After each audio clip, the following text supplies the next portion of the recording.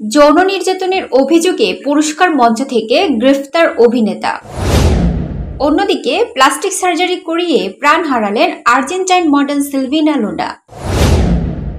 Lunar খবরে আসছি, তার আগে ফিল্ম ফেস্টিভ্যালে ঘটে যাওয়া বিরল ঘটনাটি জানা যাক। চলচ্চিত্র উৎসব ভেনিস ফিল্ম ফেস্টিভ্যাল পুরস্কার নিতে গিয়েছিলেন স্প্যানিশ তারকা গ্যাব্রিয়েল গুয়েভারা। সে অনুষ্ঠান থেকে তাকে গ্রেফতার করা হয়েছে। প্রাইম ভিডিও সিরিজ মাইল ফল্টের এই জনপ্রিয় অভিনেতার কালপা মিয়া বিরুদ্ধে যৌন নিপীড়নের অভিযোগ ছিল। গত রবিবার অনুষ্ঠিত আইএল ফিল্মে ইতালি বেস্ট মুভি অ্যাওয়ার্ড অংশ নেওয়ার জন্য ভেনিস ফিল্ম ফেস্টিভ্যাল এসেছিলেন গুয়েভারা, আর সেখান থেকে গ্রেফতার করা হয় তাকে। মাই ফল্টে অভিনয়ের জন্য ইভেন্টের আইএল ফিল্মে Italy best movie international award young generation ভূষিত হওয়ার কথা ছিল এই স্প্যানিশ তারকার।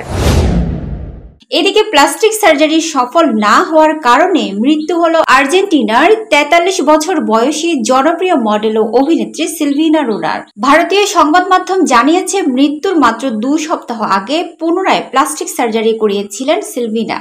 তবে অস্ত্রোপচারের পরিণতি এতটা ভয়ঙ্কর হবে তা বুঝতেই পারেননি তিনি।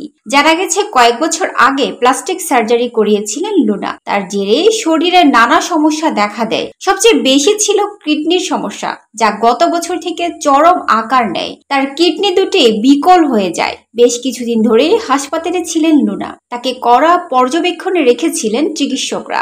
অভিনেত্রীকে বাঁচানোর আপ্রাণ চেষ্টা করেছিলেন চিকিৎসকরা। অবশেষে লাইফ সাপোর্টে রাখা হয় তাকে, কিন্তু অভিনেত্রীর বাঁচার আর কোনো আশাই ছিল না। তাই পরিবারের সম্মতিতে তার লাইফ সাপোর্ট সরিয়ে ফেলা হয়।